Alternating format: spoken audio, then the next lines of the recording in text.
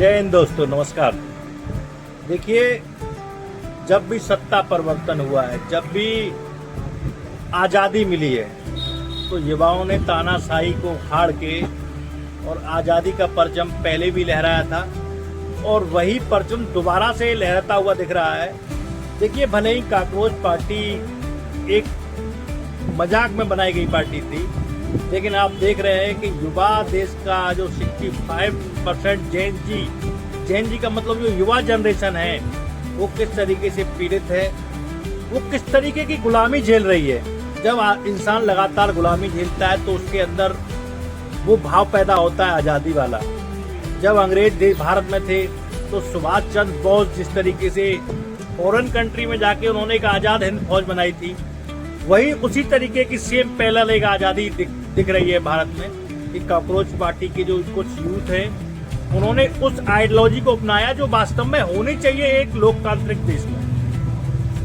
उन्होंने जिस तरीके से लोकतांत्रिक तरीके से धर्मेंद्र प्रधान जो शिक्षा मंत्री है, उसका जिस तरीके से इस्तीफा मांगा है, और उनको वास्तव में इस्तीफा दे देना चाहिए अगर वास्तव में लोकतंत्र है तो, क्योंकि उनकी जवाबदेही। क्यों इस्तीफा नहीं होगा? अगर कोई इनकॉम्पिटेंट नेता बैठा हुआ है तो वो निकलेगा नहीं क्या कैबिनेट से? निकालना चाहिए या नहीं निकालना चाहिए?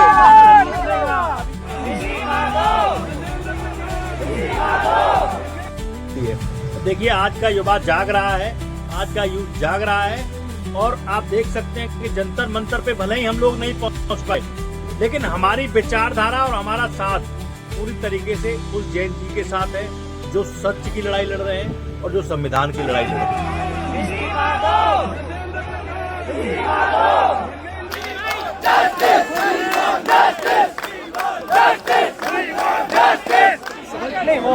सबको, और जो लोकतंत्र की लड़ाई लड़ रहे हैं। देखिए, दूसरी आजादी आने वाली है और उस आजादी को भारत में यूथ लाएगा, ये आप निश्चित कर लीजिए कि अब जो है यूथ इस चीज को समझ चुका है कि आप उसको धर्म के आधार पे, उसको जाति के आधार पे बरगला नहीं सकते हैं, क्योंकि आज का यूथ समझ रहा है कि उसकी आवश्यकता क्या है।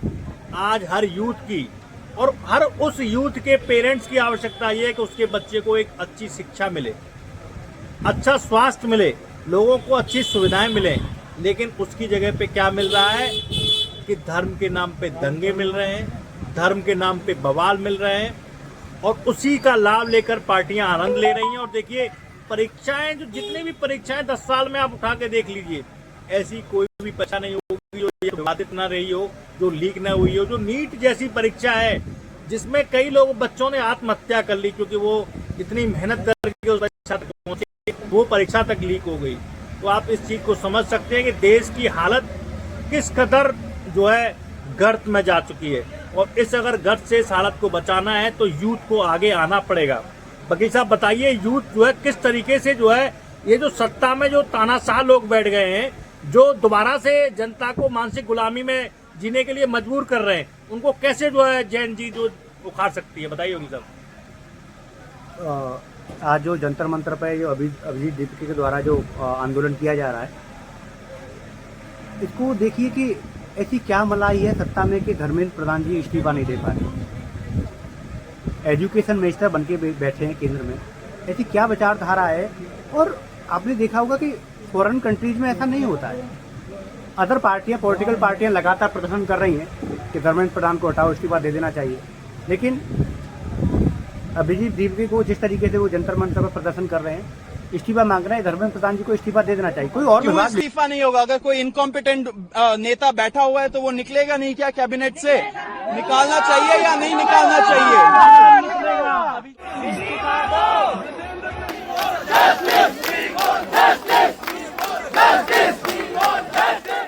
दे सकते हैं, आपको केंद्रीय मंत्रिमंडल में रहना है तो दूसरे विभाग ले लीजिए, लेकिन इतनी बड़ी विडंबना है इस देश की। अगर सत्ता परिवर्तन नहीं होता है, विचारधारा नहीं होती है, तो जो यूथ है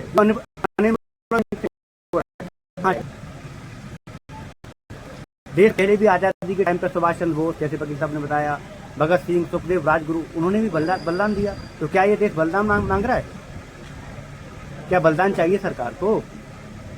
3-3 साल 4-4 साल यहाँ आंदोलन चलती रहती है, जैसे किसान आंदोलन चला और भी आंदोलन हुए, तो युवाओं से सरकार क्या चाह रही है? इस विचारधारा को कौन चेंज करेगा? ऐसा लग रहा है जैसे नेपाल में, भूटान में, बाकी देशों में जो हुआ वो यहाँ भी होना चाहिए। किसी भी पॉलिटिकल पार्टी के किसी बड़े बड़े नेताओं के बच्चों को देखिए, सब फॉरेन कंट्रीज में पढ़ रहे हैं। किसके बताइए? कोई भी यहाँ नहीं पढ़ रहा।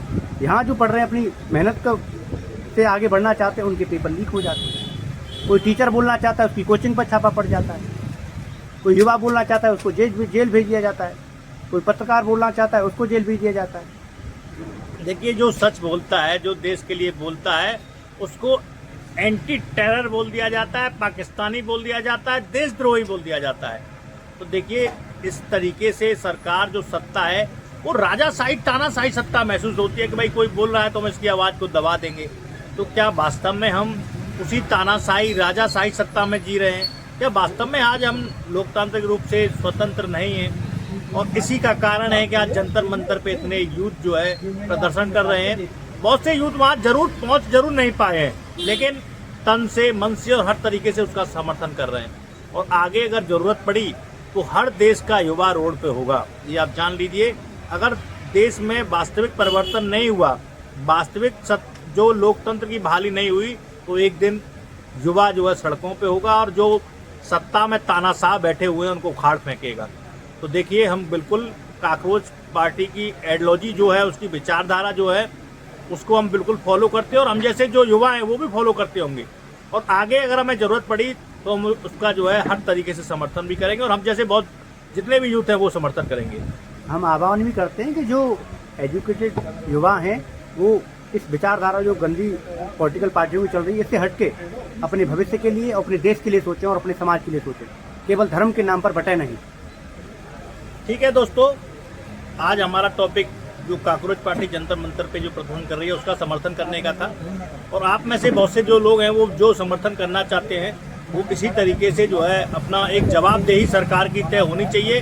कोई भी मुद्दा है, कोई भी ऐसा अगर इशू होता है तो मीडिया के सामने हर मंत्री को, प्रधानमंत्री को मुखातिब होना चाहिए और मीडिया के और जनता के सवालों का जवाब देना चाहिए। जैसे अमेरिका में अमेरिका का राष्ट्रपति जो है अपने सारे जनता के सवालों का, मीडिया के सवालों का जो है प्रेस वार्ता करके जवाब देता है, ऐसे इंडिया में भी होना चाहिए जिससे कि इनकी जवाबदेही तय हो। ये जवाबों से डरते हैं प्रेस वाले लोग, जो वास्तव में जो प्रेस वाले हैं, जो ईमानदार पत्रकार